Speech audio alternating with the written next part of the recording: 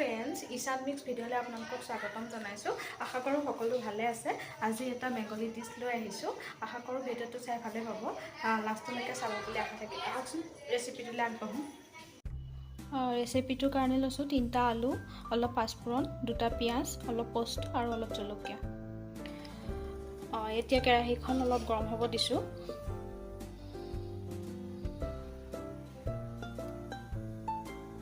কেৰাহীটো গৰম হৈ গৈছে। এতিয়া বস্তুখিনি দি দিম।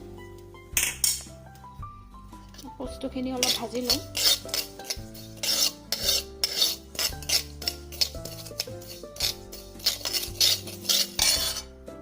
বস্তুখিনি ভজা হৈ গৈছে। এতিয়া তাতে অলপ নিমখ, কেইটামান জলকীয়া দি মিক্সিত মাৰি লওঁ। বস্তুখিনি বটা হৈ গ'ল। গৰম হ'ব দিছোঁ। ইয়াত দিম অলপ মিঠাতেল।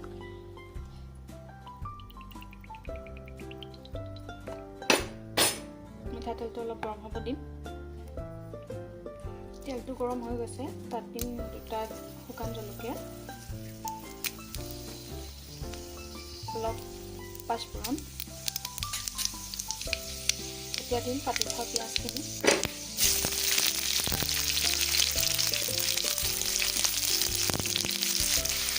পিঁয়াজখিনি ৰঙচুৱা হোৱালৈকে ভাজিম।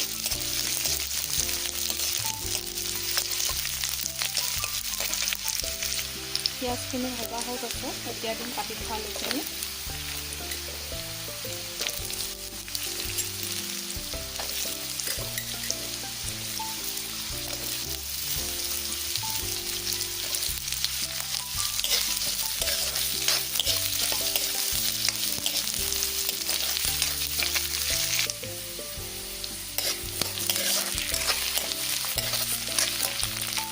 আলুটো ভজা হৈ গৈছে। ইয়াতে দিম অলপ গৰম পানী। এতিয়া হালধি ব্যৱহাৰ কৰা নাই।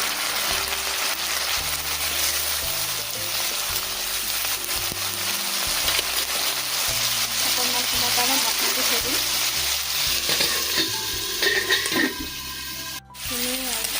ভজা হৈ গৈছে।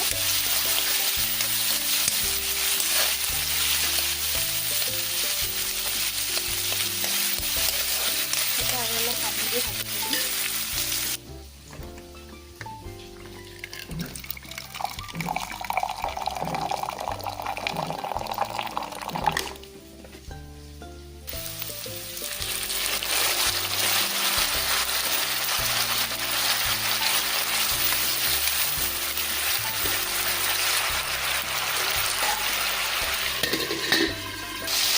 আলুখিনি সিজি গৈছে। এতিয়া পেষ্ট কৰি থোৱা পষ্টখিনি ইয়াতে দি দিম।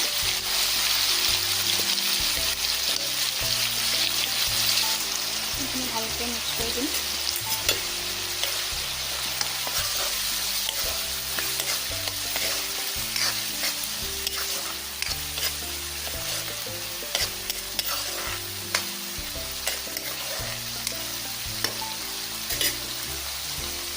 এতিয়া ঢাকনা দি পেলাই গেছটো অফ কৰি দিম। আমাৰ পোষ্ট ৰেডি হৈ গ'ল। ইয়াতে 2টা কেঁচা জলকীয়া আৰু অলপ মিঠাতেল দি দিম। আমাৰ পোষ্ট ৰেডি হৈ গ'ল।